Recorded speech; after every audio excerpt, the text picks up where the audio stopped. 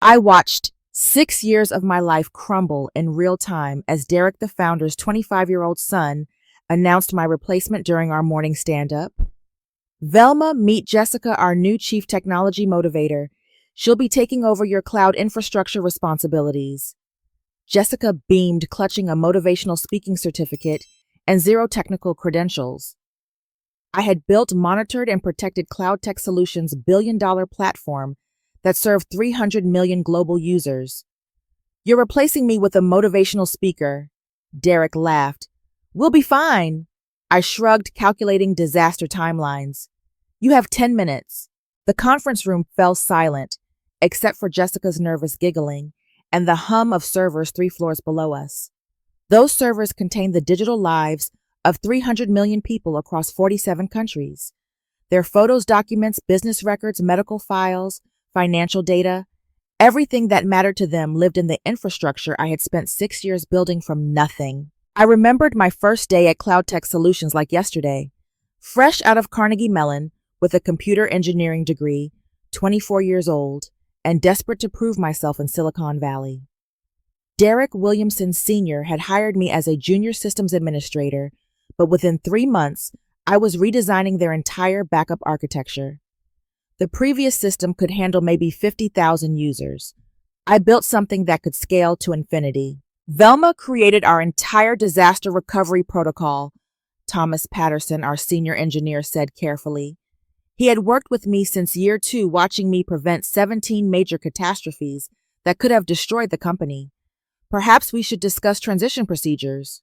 Jessica waved her hand dismissively. Her nails were painted bright pink with little motivational quotes written in gold. Transition is just resistance to positive change. I've studied the energy patterns of your server farm, and honestly, it's crying out for emotional healing. I stared at her. Emotional healing. The negative vibrations from constant monitoring are literally suffocating your data flow. I can feel the server's pain from here. Derek Jr. nodded enthusiastically. He had been running operations for 8 months since his father semi-retired to Napa Valley.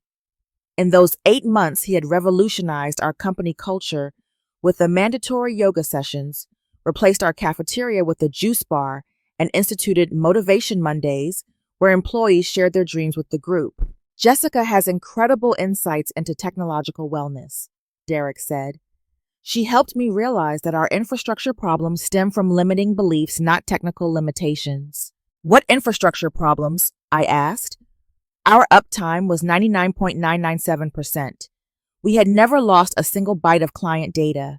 Our disaster recovery protocols had been featured in 3 industry journals. Well, for example, why do we need so many backup systems? It shows we don't trust the universe to protect our data. Thomas rubbed his forehead. Sarah Chen, our database administrator, looked like she might throw up. Marcus Rodriguez, our network specialist, started typing furiously on his laptop, probably updating his resume.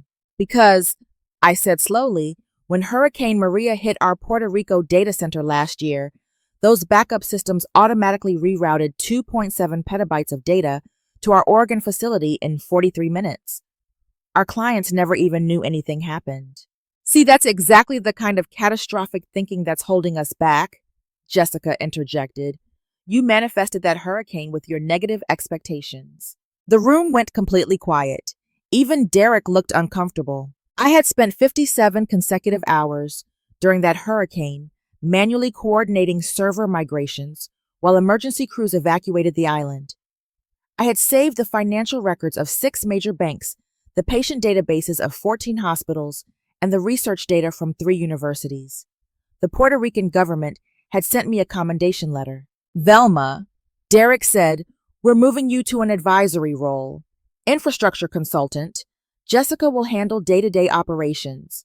Day-to-day operations include monitoring 3,247 individual server instances, managing automated backup cycles for 896 enterprise clients, and maintaining security protocols for government contracts worth $4.2 billion. I've got this, Jessica said confidently. I once motivated a small business owner to increase his sales by 300% just by realigning his chakras. Did his business store classified Defense Department research data, Data is just energy, Velma. Once you understand that, technical details become irrelevant. I looked around the table at my team. Thomas had worked with me to develop our encryption protocols. Sarah had spent 2 years perfecting our database optimization algorithms. Marcus had built our intrusion detection system from scratch. These were brilliant engineers who understood that keeping the digital world running required precision expertise and constant vigilance. Derek checked his watch. Great, so we're all aligned. Velma, please transfer your access credentials to Jessica by noon. She starts immediately. Transfer my credentials. Your passwords, admin access monitoring systems. Everything. I felt something cold settle in my stomach. Derek, those aren't just passwords. They're master keys to systems that control infrastructure for 300 million users. Banks, hospitals, government agencies, research institutions. You need months of training to understand how these systems interact. Jessica is a quick learner, plus positive thinking accelerates the learning process. Jessica nodded enthusiastically. I absorb knowledge through intention. Just point me toward the main computer and I'll commune with it. The main computer? You know, the big one that controls everything else. Thomas made a strangled noise. Sarah actually put her head in her hands. I stood up slowly. Derek, I need to speak with you privately. Actually, Velma, we're implementing full transparency and leadership. No more closed-door conversations. They create negative energy. Fine. Jessica, what's the difference between a database and a server? She blinked.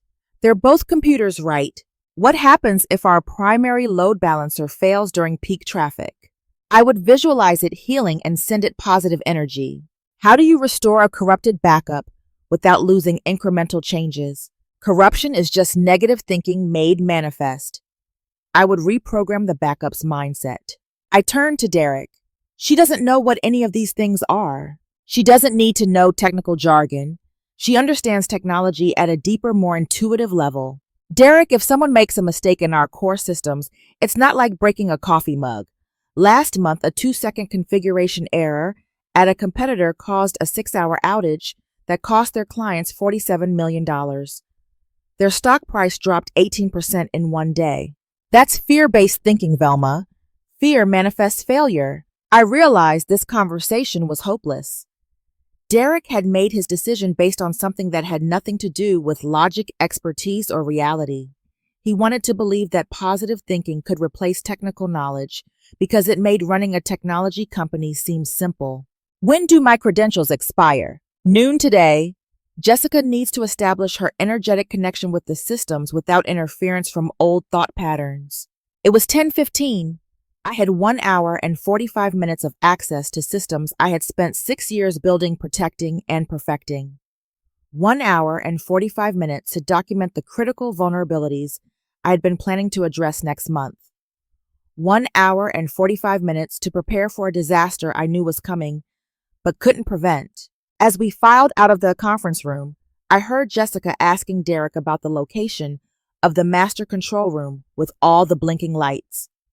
I almost turned around to explain that we didn't have a master control room, that modern infrastructure was distributed across multiple facilities and managed through software interfaces, but I stopped myself. In 1 hour and 45 minutes, it wouldn't be my problem anymore, except it would be. Because when those systems failed, 300 million people would lose their data, and I was the only one who knew how to fix it. My desk sat in the corner of the engineering floor, surrounded by 6 monitors, displaying real-time system metrics from data centers across 4 continents. Green lines trace network traffic patterns that looked like heartbeats. Database query responses fluctuated in gentle waves. Storage utilization graphs showed the steady pulse of digital life flowing through the fiber optic cables beneath cities and across ocean floors. I had 47 minutes left. I opened my documentation system and began typing the fastest summary of my career. Critical vulnerabilities in the Tokyo data center that needed firmware updates within 2 weeks. A memory leak in the European load balancing system that would cause cascading failures if traffic spiked above 92% capacity. The backup rotation schedule for our government clients that absolutely could not be interrupted without violating federal data protection laws. 26 pages of urgent technical notes that would save the company millions of dollars and protect innocent people's data. I saved everything to a secure folder that Jessica would never think to check and Thomas would know to find. Velma. Jessica appeared beside my desk, holding a clipboard covered in colorful stickers. Can you show me where the internet comes into the building? I looked up from my screen. The internet doesn't come into the building. We connect to multiple internet service providers through fiber optic cables that terminate in the basement networking facility. So the basement is like the main brain. No, it's a connection point. The actual processing happens in data centers around the world connected through. This is so complicated, Jessica interrupted. Why don't you just explain the most important thing I need to know? The most important thing. 6 years of infrastructure engineering reduced to one concept that a motivational speaker could understand. Don't change anything, I said. Ever. If a screen shows red, call Thomas immediately. If any client calls with a problem, transfer them to Thomas immediately. If any government agency contacts you, transfer them to our legal department immediately. Jessica wrote down, don't change anything, and drew a smiley face next to it. But what if I see an opportunity for improvement? What if the system seems sad and need encouragement? Jessica, these aren't pets. They're complex distributed computing systems that process 87 million transactions per day. One wrong command can destroy years of work and ruin people's lives. She laughed. You're so serious. Technology should be fun and inspiring. At exactly noon, my access credentials expired. 6 years of building the most reliable cloud infrastructure in the industry, and suddenly I couldn't even check if our servers were running properly. I felt like a surgeon being told she couldn't enter the operating room while her patient was on the table. I walked to the break room to clear my head and found Derek addressing our entire technical team. Everyone, I want you to welcome Jessica, our new Chief Technology Motivator. She's going to revolutionize how we think about infrastructure. Jessica stepped forward, beaming. Thank you all for this amazing opportunity to heal your technology. I've already sensed some areas where we can improve the spiritual health of your systems. Marcus raised his hand. What's your experience with cloud architecture? I prefer to think of it as digital feng shui. Clouds are just energy formations in the sky, right? So cloud computing is about channeling that natural energy into positive technological outcomes. Sarah looked like she was going to cry. Do you understand how databases work? I understand that all information wants to be free and happy. Databases are just prison systems for data that could be dancing in harmony with the universe. Thomas tried a different approach. We have a scheduled maintenance window tonight for our primary authentication servers.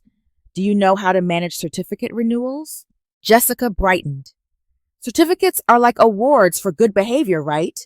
I'll make sure to give our servers lots of positive reinforcement. That's when I realized Derek hadn't just replaced me with someone unqualified. He had replaced me with someone dangerously unqualified who thought her lack of knowledge was actually an advantage. I spent my last afternoon training my replacement, watching in horror as Jessica nodded enthusiastically at explanations she clearly didn't understand. When I showed her the monitoring dashboard, she asked if she could change the red warning indicators to happier colors like pink and yellow. When I explained our backup verification procedures, she asked why we didn't just trust that the backups were working properly. At 5 o'clock, security escorted me to clean out my desk. 6 years of building something extraordinary, and I was walking out with a cardboard box containing a coffee mug, a mechanical keyboard, and a photo of my parents from my college graduation. As I reached the parking lot, I heard shouting from the engineering floor 3 floors above me. Then I heard Derek's voice over the building's intercom system. Attention all technical staff. Please report to the data center immediately for an emergency motivational intervention session. I sat in my car and opened my laptop, connecting to the personal monitoring setup I had configured years ago to track our systems from home during weekends and emergencies. What I saw made my blood freeze. Jessica had decided to energetically cleanse the primary database cluster by restarting servers randomly to shake off negative energy. Three of our most critical database instances were offline. Client applications were failing. Error reports were flooding in faster than I could read them. And this was just the beginning. My phone rang every 30 seconds. Thomas, Sarah, Marcus, and engineers I had trained from other departments, all calling with variations of the same panic. Velma Jessica locked us out of the admin panels. She said monitoring systems create anxiety patterns in the server consciousness. She disabled half our automated alerts because they were too negative. Derek won't let us override her decisions. I sat in my Honda Civic in the Cloud Tech parking lot, watching my life's work collapse in real time through monitoring dashboards that Jessica didn't know existed. The personal access I had maintained for emergency situations was technically against company policy, but it had saved us during every major crisis for 6 years. Now, it was the only window into an unfolding catastrophe. Database corruption was spreading through our financial services cluster. 3 major banks used our platform to manage customer transactions. As Jessica's random server restarts disrupted our carefully orchestrated data synchronization, account balances began showing inconsistencies. A pension fund in Ohio suddenly showed $0 in assets. A credit union in Nevada couldn't access their loan databases. I called Derek's direct line. It went straight to voicemail. I called the main office. I'm sorry, Derek Williamson Jr. is in a meeting and cannot be disturbed. This is Velma Henderson. Tell him the financial services cluster is corrupted, and we have maybe 20 minutes before major client data is permanently lost. I'll pass along your message to the appropriate personnel. Through my laptop screen, I watched Jessica's digital destruction continue. She had somehow accessed our load balancing configuration and was redistributing server karma by randomly changing traffic routing rules. Servers in Tokyo were suddenly handling requests meant for servers in London. European users were being connected to databases in California, creating 9-second delays that made applications unusable. My phone buzzed with a text from Thomas. She says questioning her methods shows we don't trust the universe. Derek threatened to fire anyone who argues with her. This wasn't just incompetence anymore. It was ideological incompetence, the most dangerous kind. Jessica believed her ignorance was wisdom, and Derek was protecting that delusion with corporate authority. At 4:37, the first major client called to report critical failures. Mercy General Hospital in Chicago couldn't access patient records. Their emergency room doctors were treating patients without medical histories, allergy information, or medication lists. At 4:41, the Cleveland School District's student information system went offline during registration for the fall semester. 43,000 families couldn't register their children for classes. At 4:45, the Federal Emergency Management Agency's disaster response database became unavailable just as Hurricane Gloria approached the Florida coast. I tried calling Derek again. This time someone answered. Cloud Tech Solutions, Derek Williamson Jr.'s office. This is Velma Henderson. We have a federal emergency situation developing. FEMA's disaster response systems are offline because of infrastructure failures. Derek needs to authorize immediate system restoration. Mr. Williamson is currently participating in a technological healing circle with our chief technology motivator. He's asked not to be interrupted by negative energy reports. Negative energy reports. We're talking about hurricane response systems. I'll make a note of your concerns. The phone went dead. I sat in my car watching red warning indicators multiply across my monitoring screens like blood drops in water. 6 years of perfect uptime destroyed in 4 hours by someone who thought servers had feelings. That's when I noticed something that made my hands shake. The corruption was spreading to our healthcare cluster, where we stored patient records for 17 hospital systems across 8 states. Not just administrative records, but real-time surgical data, medication dosages, and life support system monitoring information. St. Catherine's Medical Center in Phoenix was performing emergency heart surgery. Their patient monitoring systems relied on our infrastructure to track vital signs, medication levels, and surgical equipment status. As database synchronization failed, their monitoring displays began showing incorrect information. I watched in horror as patient vital signs for bed 7 in their cardiac intensive care unit suddenly showed a heart rate of 0, not because the patient had died, but because the database query was pulling information from the wrong record due to Jessica's routing changes. This was no longer about my job, my pride, or even Derek's stupidity. People were going to die because a motivational speaker thought she could manage enterprise infrastructure with positive thinking. I tried calling the hospital directly. St. Catherine's Medical Center. This is Velma Henderson from Cloud Tech Solutions. Your patient monitoring systems are receiving corrupted data due to infrastructure failures. You need to switch to manual monitoring immediately. I'm sorry, who is this? I'm the engineer who built your data systems. There's a critical failure in progress that's affecting patient safety. I'll need to transfer you to our IT department. There's no time. Your cardiac ICU is showing incorrect vital signs for patients because of database corruption. Please alert your medical staff immediately. Ma'am, I can't make medical announcements based on a phone call from someone claiming to be from our IT vendor. I hung up and called the FBI, Federal Bureau of Investigation. I need to report a cybersecurity incident affecting critical infrastructure. Hospital systems are compromised and patients are in immediate danger. Are you reporting a criminal cyber attack? I'm reporting criminal negligence. A technology company has placed unqualified personnel in control of critical healthcare infrastructure and people are going to die. Can you hold while I transfer you to our cybercrime division? As I waited on hold, I watched more systems fail. The backup restoration process that should have automatically corrected database corruption had been disabled by Jessica because it didn't trust the original data's journey. Our intrusion detection system, which would normally have flagged the widespread failures as a potential attack, had been turned off because it was too paranoid.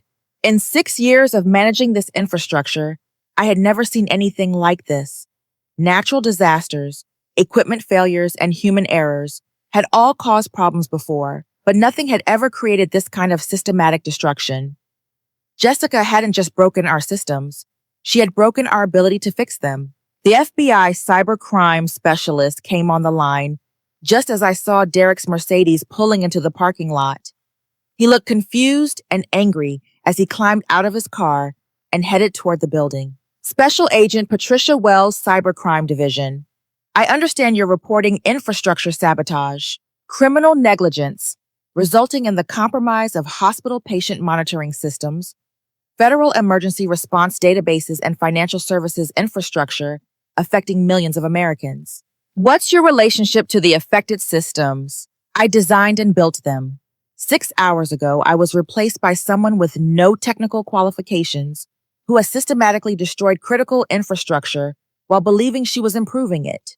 We'll need you to come in for a formal statement. Can you meet us at the Cloud Tech Solutions offices in 1 hour? I looked up at the building where Derek was probably discovering the scope of Jessica's destruction for the first time.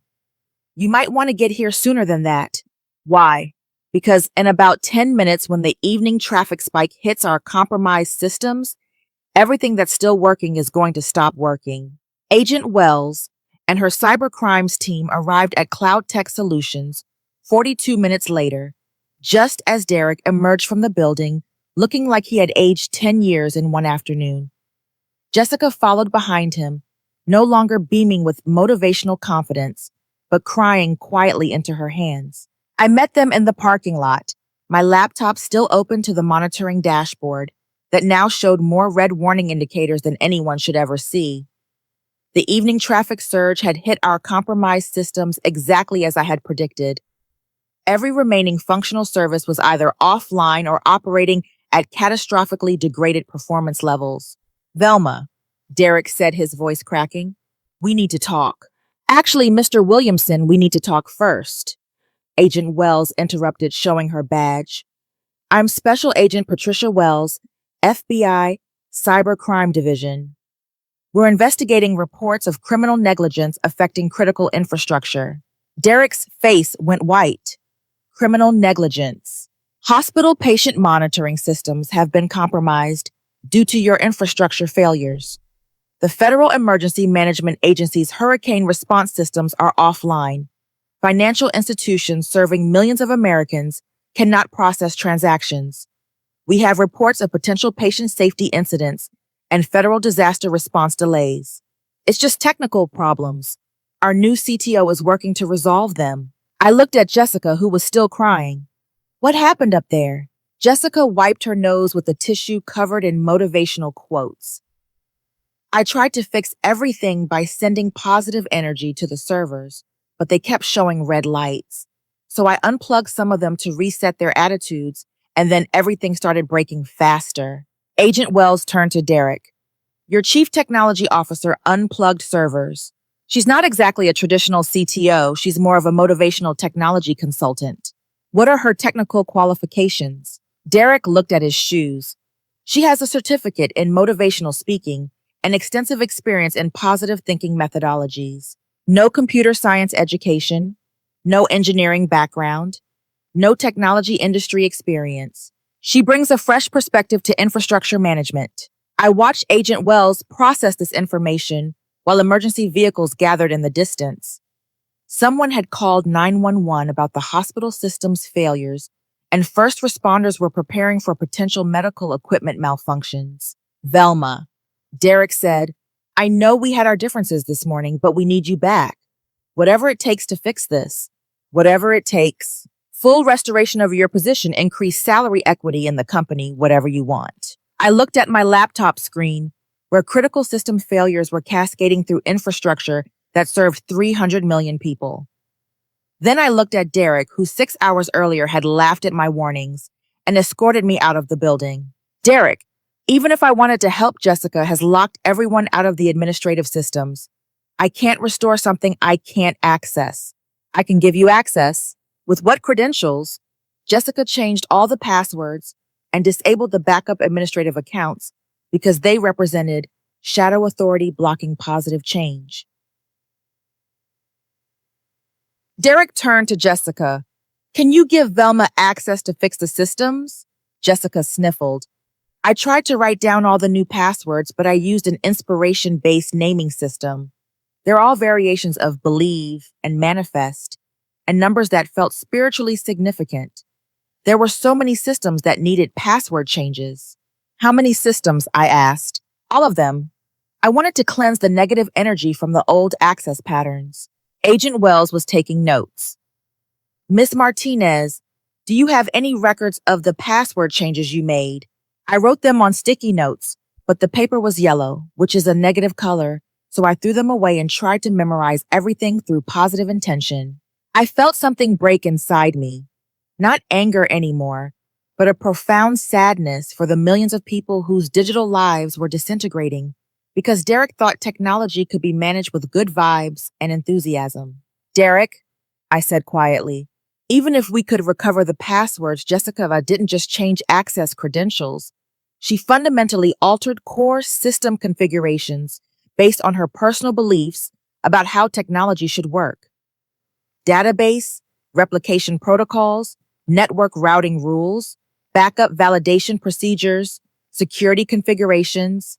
She didn't just break our systems. She broke them in ways that violate the basic principles of how computers work.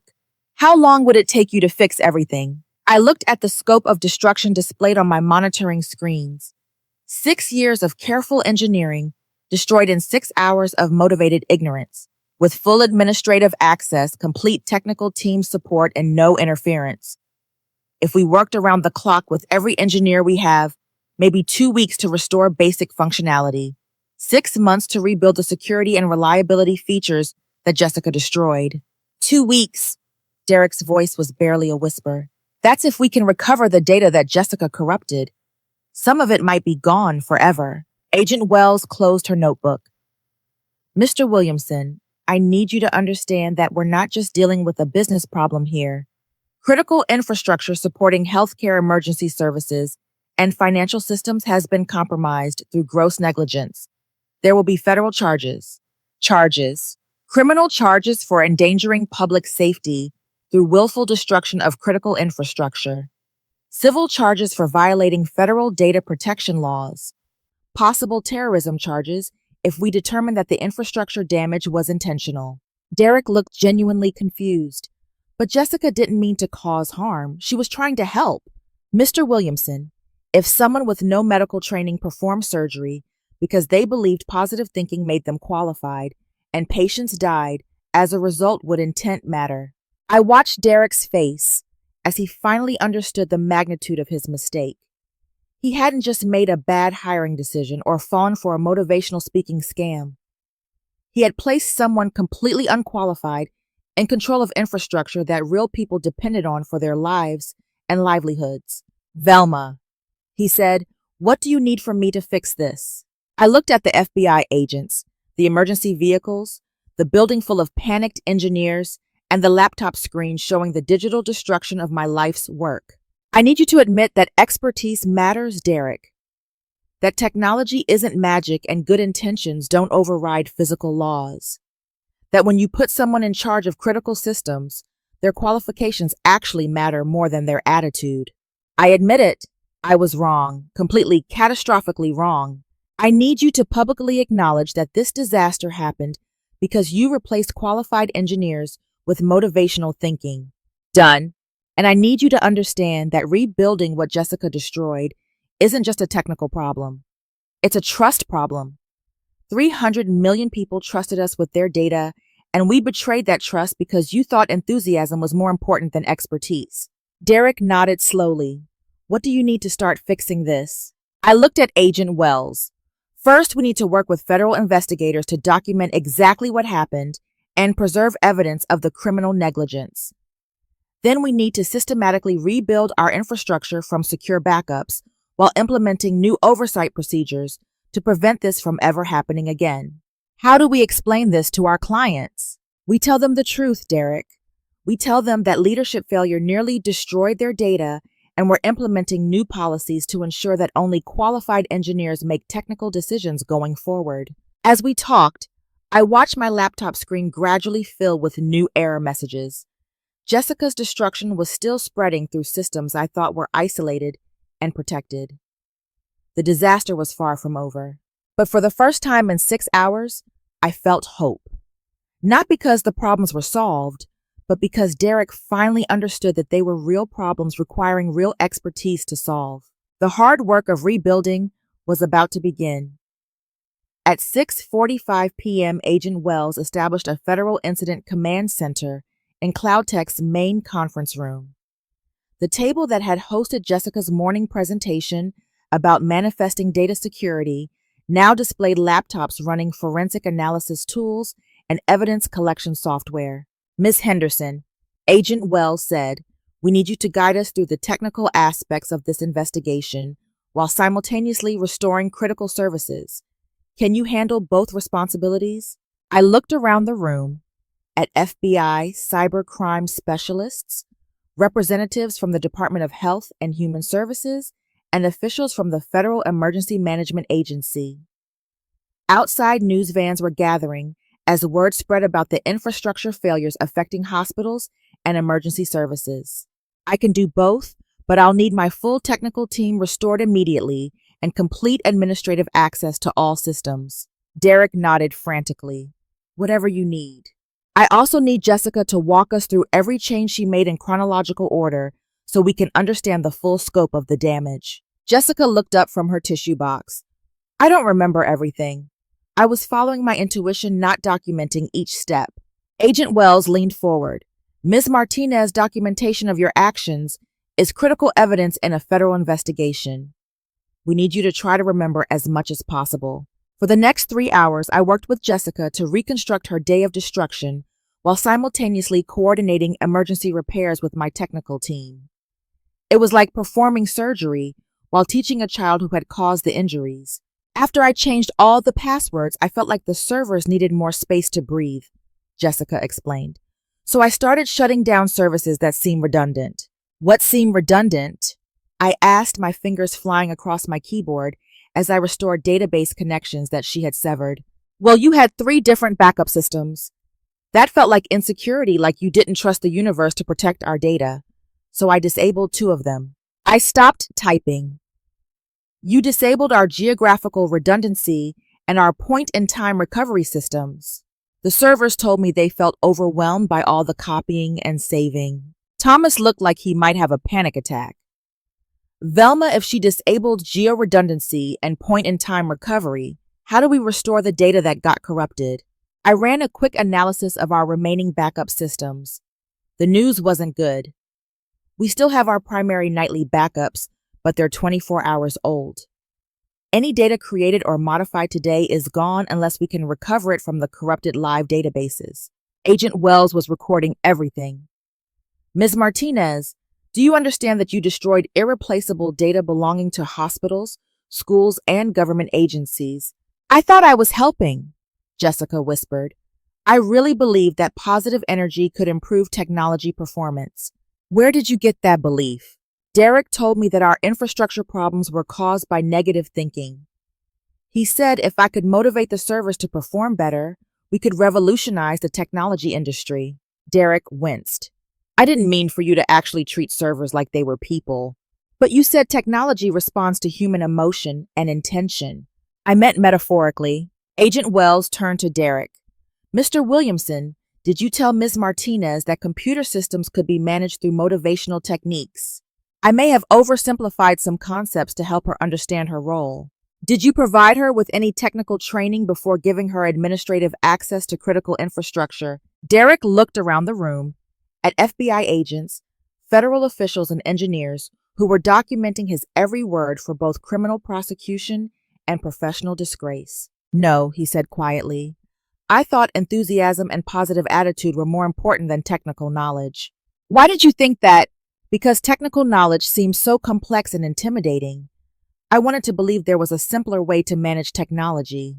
I looked up from my laptop where I was manually reconstructing patient records that Jessica had corrupted at St. Catherine's Medical Center. Derek, there isn't a simpler way. Complex systems require expertise because they're complex. Wishing doesn't make them simple. By 10 p.m., we had restored basic functionality to the most critical systems. Hospital patient monitoring was back online, though, with 24-hour-old backup data that required manual verification for every patient. FEMA's hurricane response systems were operational again, just as Hurricane Gloria made landfall in Florida. Financial services were processing transactions, but account balances would need individual verification for millions of customers. Agent Wells approached me as I worked on database integrity checks. Ms. Henderson, we've documented enough evidence for multiple federal charges. Criminal negligence, destruction of critical infrastructure, violation of healthcare data protection laws, and financial fraud. Financial fraud. Mr. Williamson has been paying Ms. Martinez a technology consultant fee of $25,000 per month for 6 months using funds allocated for infrastructure improvements. He essentially embezzled company money to pay someone to destroy the systems that money was supposed to protect. I looked across the room at Derek, who was slumped in a chair while federal agents cataloged his poor decisions. 6 months ago, he had started siphoning money from my infrastructure budget to pay for Jessica's consultations. While I had been requesting resources to upgrade critical systems, he had been paying someone to plan their destruction. There's something else, Agent Wells said. We found communications between Mr. Williamson and potential buyers expressing interest in purchasing CloudTech's assets after a planned infrastructure modernization. It appears he intended to destroy your systems, blame the failures on outdated technology, and sell the company at a reduced price to buyers who didn't understand the real value of your work. The pieces clicked together in my mind. Derek hadn't just made a mistake. He had planned to destroy my 6 years of work to cover up his financial crimes and make the company appear less valuable to potential buyers. Jessica wasn't just incompetence. She was the weapon Derek used to commit corporate fraud. So this was intentional. The infrastructure destruction was intentional, though we believe Ms. Martinez was an unwitting accomplice. She genuinely thought she was improving your systems through motivational techniques. I looked at Jessica, who was still crying quietly in the corner. She had been manipulated by Derek just as much as our systems had been. The difference was that she had believed she was helping, while Derek had known he was committing crimes. Agent Wells, what happens now? We complete the federal investigation, file criminal charges against Mr. Williamson for multiple felonies, and work with your company to prevent this from happening elsewhere in the technology industry. What about restoring our systems? That's up to you, Miss Henderson. You're the only one who knows how to rebuild what was destroyed. I looked around the conference room at my technical team, who had worked 18 hours straight to restore critical services, at federal agents who were protecting other companies from Derek's type of fraudulent leadership, at Derek himself, who was finally facing consequences for treating technology like a business game instead of critical infrastructure. I'll rebuild everything, I said, but this time we're doing it right. 6 months later, I stood in the same conference room where Derek had introduced Jessica as my replacement, but everything had changed. The walls now displayed real-time system performance metrics instead of motivational posters. The table held laptops running monitoring software instead of vision boards and chakra alignment charts. Cloud Tech Solutions has achieved 187 consecutive days of perfect uptime since our infrastructure restoration, I announced to the board of directors that had replaced Derek's leadership team. 0 data loss, 0 security breaches, and 99.998% availability across all client services. The new chairman, Derek Sr., who had returned from retirement to rebuild his company's reputation, nodded approvingly. Velma, the board has voted unanimously to approve your proposal for industry-wide technical competency standards. It had been the hardest 6 months of my professional life, rebuilding our infrastructure while testifying in Derek Jr.'s criminal trial, designing new systems while working with federal investigators to prevent similar disasters at other companies, training replacement staff while implementing safeguards that would make it impossible for unqualified personnel to access critical systems. Derek Jr. had been sentenced to 5 years in federal prison for embezzlement fraud and criminal negligence resulting in public endangerment. Jessica had received community service and mandatory education about technology ethics. She was now working as a legitimate business coach, helping entrepreneurs understand the difference between motivation and expertise. The Cloud Tech Standard for Technical Leadership has been adopted by 47 companies across Silicon Valley. I continued. Federal regulations now require demonstrated technical competency for anyone managing critical infrastructure. Thomas, who had been promoted to Deputy Chief Technology Officer, raised his hand. Velma, what's the status of our government contract renewals? The Department of Health and Human Services has extended our hospital system's contract for 5 years with a commendation for crisis response excellence. FEMA has made us their primary disaster response infrastructure provider. The Department of Defense has approached us about expanding our security clearance for classified systems. It was remarkable how quickly our reputation had recovered once government agencies realized that our infrastructure failure had been caused by sabotage, not technical incompetence. The fact that I had restored critical services during an active federal investigation while maintaining perfect security standards had actually enhanced our credibility. Sarah raised her hand. What about the Velma Foundation? Derek Sr. smiled. The foundation has provided scholarships for 234 women to pursue computer science and engineering degrees. We've established technical training programs at 6 universities and funded research into infrastructure security at 12 government agencies. The Velma Foundation had been Derek Sr.'s idea, funded with money recovered from his son's fraud and additional contributions from companies adopting our technical standards. It felt strange to have my name attached to educational programs, but I understood the symbolic importance of recognizing expertise over enthusiasm. Any questions about our technical roadmap for next quarter? Marcus raised his hand. Are we still planning to implement the AI-assisted monitoring system? Yes, but with mandatory human oversight at every decision point. The AI can detect anomalies and suggest solutions, but only certified engineers can authorize changes to critical systems. I had learned from Derek's mistake. Technology could augment human expertise, but it could never replace it. No amount of artificial intelligence could substitute for the judgment that comes from years of experience managing real systems with real consequences. After the meeting, I walked to my new office, which overlooked the engineering floor, where my team worked on systems that now served 400 million users across 63 countries. We had grown by 30% since the crises, as companies switched to our platform specifically because of our demonstrated commitment to technical excellence. My phone rang. It was Dr. Patricia Chen from St. Catherine's Medical Center. Velma, I wanted to thank you again for your work during the crisis. The patient monitoring system you restored has functioned perfectly for 6 months without a single error. Thank you, Dr. Chen. How is the patient from bed 7 doing? Full recovery.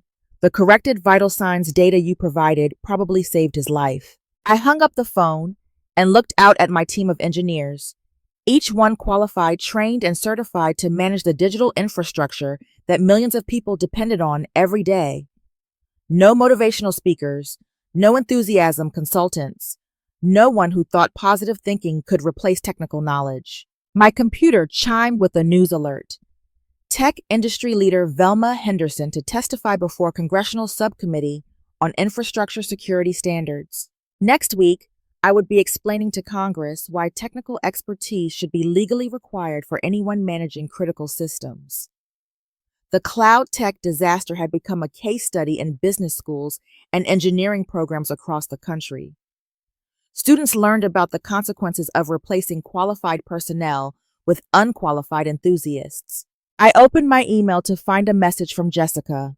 Dear Velma, it read, I wanted you to know that I've completed my computer science coursework and am starting a program to help companies identify the difference between legitimate technical expertise and fraudulent consulting. I'm using our experience as a cautionary example in my presentations.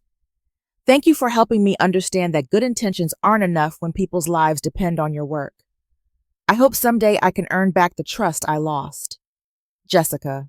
I smiled and filed the email in a folder labeled Growth and Learning. Jessica had made terrible mistakes, but she had taken responsibility for them and was working to prevent others from repeating her errors.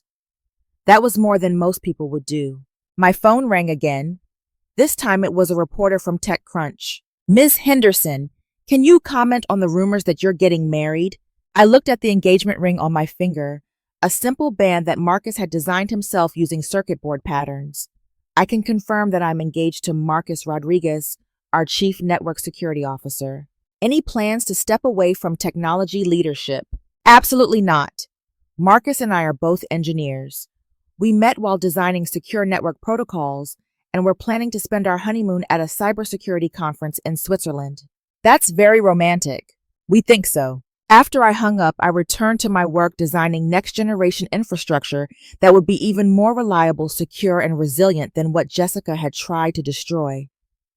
The difference was that this time, every decision would be made by qualified engineers who understood that technology is not magic, positive thinking cannot override physical laws, and expertise matters more than enthusiasm when people's lives are at stake. 6 months ago, I had been replaced by a motivational speaker who thought servers had feelings.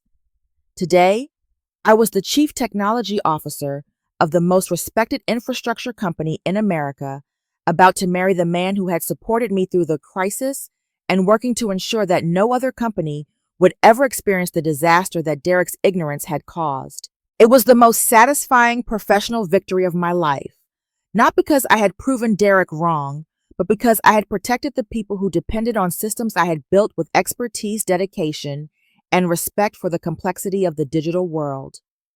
5 years later, I stood at the podium of the National Technology Ethics Conference, looking out at an audience of 500 engineers, executives, and government officials who had gathered to discuss the most important question in modern technology.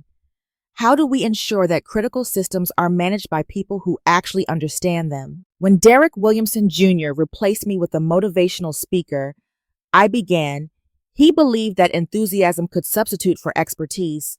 Today, the Cloud Tech Standard for Technical Leadership has prevented similar disasters at over 300 companies worldwide. The audience applauded, but I knew the real victory wasn't in recognition or awards. It was in the fact that no other company had experienced what we had gone through, because we had changed how the technology industry thought about qualifications and accountability.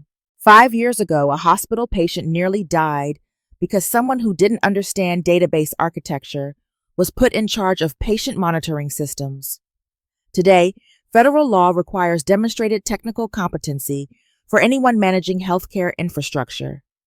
This change has prevented an estimated 47 potential disasters and saved countless lives. In the front row sat Derek Sr., now 73 years old and serving as chairman emeritus of our company. Beside him sat Jessica, who had completed her computer science degree and was now working as a technology ethics consultant, helping companies avoid the mistakes she had once made. The most important lesson from our experience is that good intentions are not enough when people's lives depend on your work. Expertise isn't elitism, it's responsibility. When we put unqualified people in charge of critical systems, we're not being inclusive or innovative. We're being dangerously irresponsible. After my speech, I walked to the exhibit hall where our company was demonstrating our latest infrastructure monitoring technology. The AI-assisted system could detect potential failures hours before they occurred, but every alert still required human review by a certified engineer. Marcus found me reviewing performance metrics on our demonstration system. How did the speech go? Good. Congressional representatives from 6 states asked about implementing the Cloud Tech standard for public infrastructure projects. That's excellent news. He kissed my cheek and handed me a tablet showing our latest client satisfaction surveys. 97% customer satisfaction rating, 412 consecutive days of perfect uptime, 0 data loss across all clients. I smiled at the metrics that represented not just technical success, but lives protected and trust maintained. Any word from the hospital project in Kenya? Dr. Makasa says our infrastructure is enabling telemedicine connections to rural villages that have never had reliable healthcare access.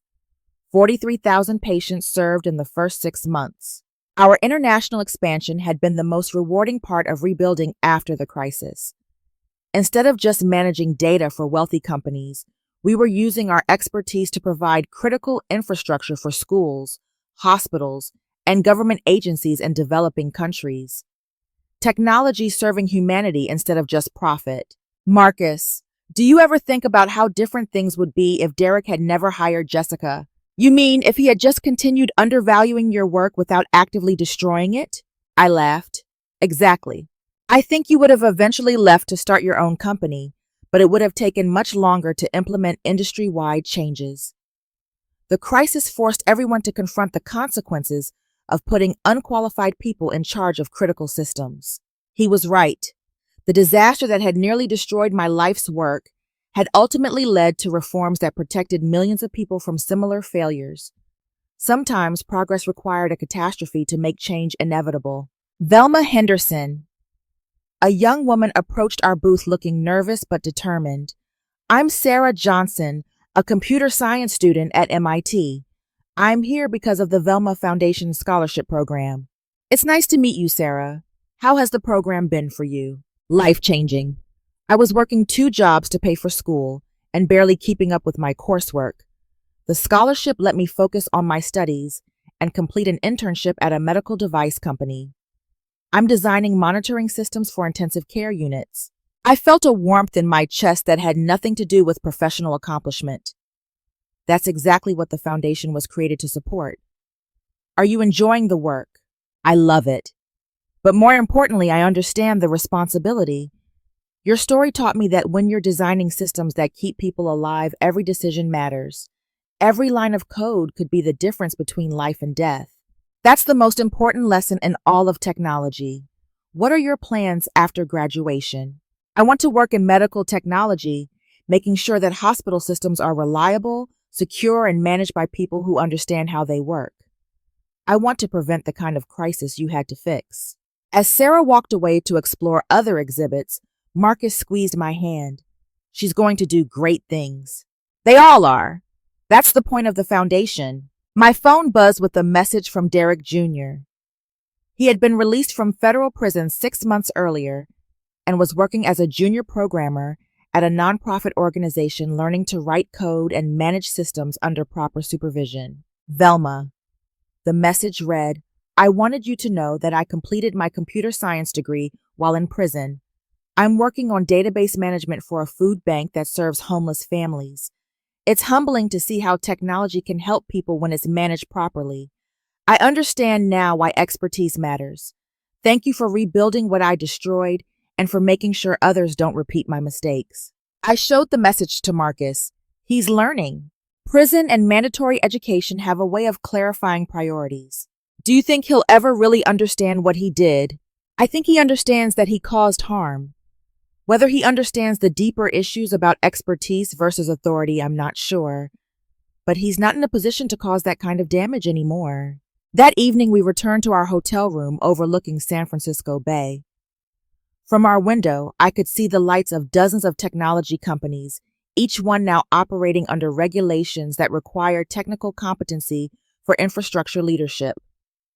The cloud tech standard had become the industry norm, not because of government mandates, but because companies had seen what happened when expertise was replaced with enthusiasm. Marcus, what do you think the next 5 years will bring?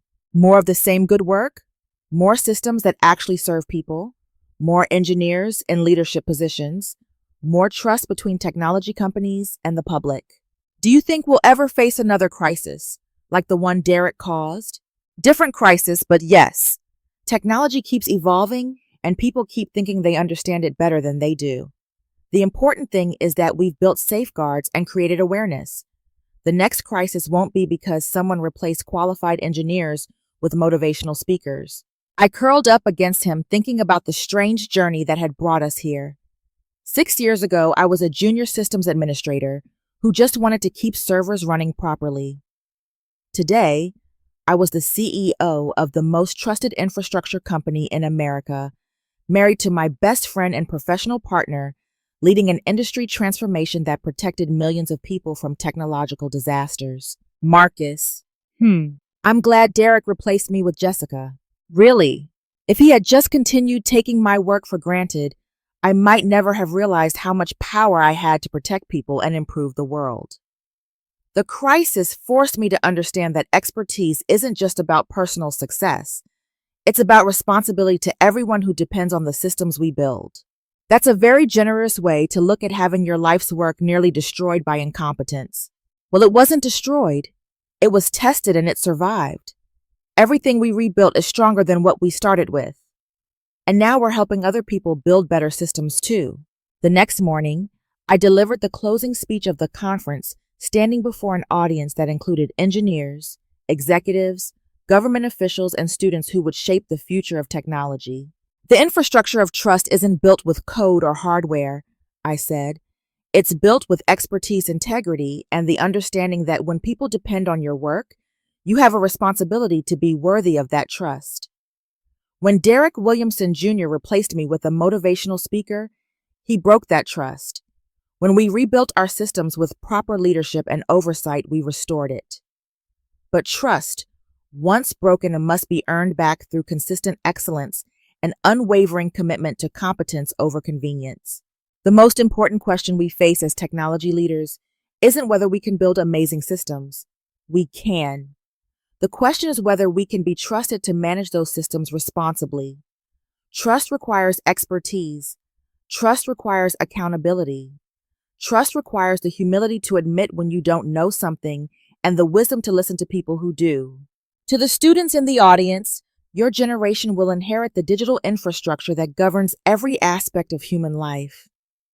The systems you build will determine whether hospitals can save lives, whether schools can educate children, whether families can communicate across distances, whether democracy can function in the digital age. This isn't just a job, it's a sacred trust. Be worthy of it. To the executives in the audience, your enthusiasm and vision are valuable, but they are not substitutes for expertise. When you're making decisions about critical systems, listen to your engineers, trust their knowledge, invest in their training, and never ever put someone in charge of infrastructure they don't understand, no matter how positive their attitude or how confident their promises. To the engineers in the audience, your expertise is not just a personal asset, it's a public trust. Use it wisely, share it generously, and never let anyone convince you that ignorance is as valuable as knowledge or that good intentions can replace competent execution. The cloud tech disaster could have destroyed the lives and livelihoods of millions of people. Instead, it became a catalyst for industry-wide reform that has made all of our systems safer, more reliable, and more trustworthy. We turned a crisis into an opportunity to build something better. That's what engineers do. We solve problems. We build solutions. We protect people. And when someone tries to replace us with a motivational speaker, we make sure they understand why expertise matters. The audience erupted in applause, but I felt something deeper than professional satisfaction. I felt the peace that comes from knowing that your work has meaning beyond personal success, that the systems you build serve people you'll never meet, that the expertise you've developed can protect strangers from disasters they'll never know you prevented. After the conference, Marcus and I flew home to San Francisco, where our company was developing the next generation of infrastructure that would power everything from smart cities to space exploration. But the most important work wasn't the technology itself. It was the culture we had created that valued expertise, demanded accountability, and never forgot that behind every system are real people whose lives depend on our competence. 6 years ago, I was replaced by a motivational speaker who thought servers had feelings. Today, I lead an industry that understands the difference between motivation and expertise, between positive thinking and competent execution, between enthusiasm and the sacred trust of managing systems that keep the world running. The question I want you to think about is this. In your own work, whatever field you're in, how do you ensure that expertise is valued over enthusiasm? How do you protect the people who depend on your knowledge and skills? Have you ever seen someone put in charge of important work they weren't qualified to handle? I'd love to hear your thoughts and experiences in the comments below. If this story resonated with you, please like this video and share it with others who might benefit from understanding why expertise matters in our increasingly digital world. And don't forget to subscribe for more stories about the intersection of technology leadership and the responsibility we all have to protect the systems that serve humanity. Thank you for listening to my story. And remember, in a world that runs on technology, competence isn't just a professional requirement, it's a moral obligation. Be worthy of the trust people place in your expertise and never let anyone convince you that knowledge doesn't matter. Until next time, keep building systems that serve people and never stop learning.